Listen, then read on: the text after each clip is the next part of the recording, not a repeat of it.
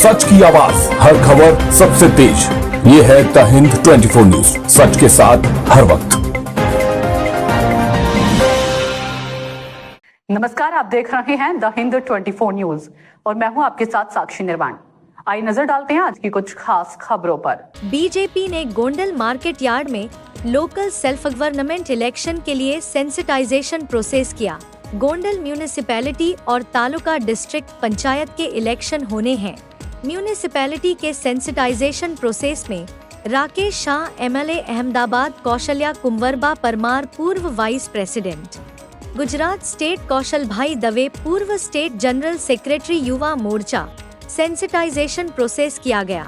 जब गोंडल म्यूनिसिपैलिटी के 11 वार्ड के इलेक्शन होने हैं तो बीजेपी वर्कर नॉमिनेशन फॉर्म भरने यार्ड पहुंचे।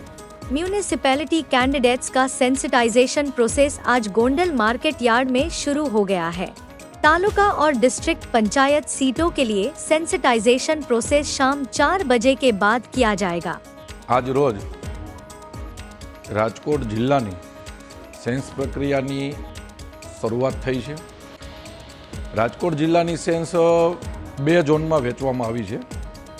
એક ઝોન અમે પાડ્યો છે 11 પોરબંદર લોકસભાનો અને બીજો ઝોન અમે તૈયાર કર્યો છે 10 રાજકોટ લોકસભાનો। એમાં 11 લોકસભાની સેન્સની આજથી શરૂઆત થઈ છે। એમાં ગોંડલ, જેતપુર વિધાનસભા અને ધોરાજી ઉપલેટા વિધાનસભા આના તમામ મંડળોની આજથી સેસની શરૂઆત થઈ છે। એમાં અત્યારે ગોંડલ નગરપાલિકાથી શરૂઆત થઈ છે, બપોર પછી ગોંડલ તાલુકાની શરૂઆત થશે।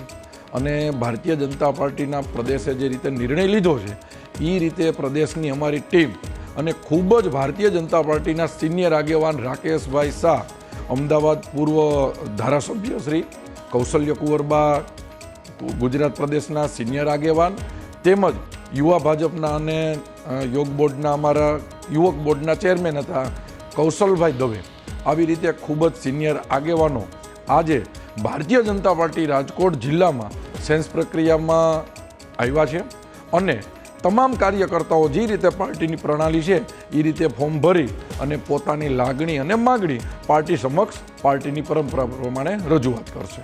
देखते रहिए द हिंद 24 न्यूज।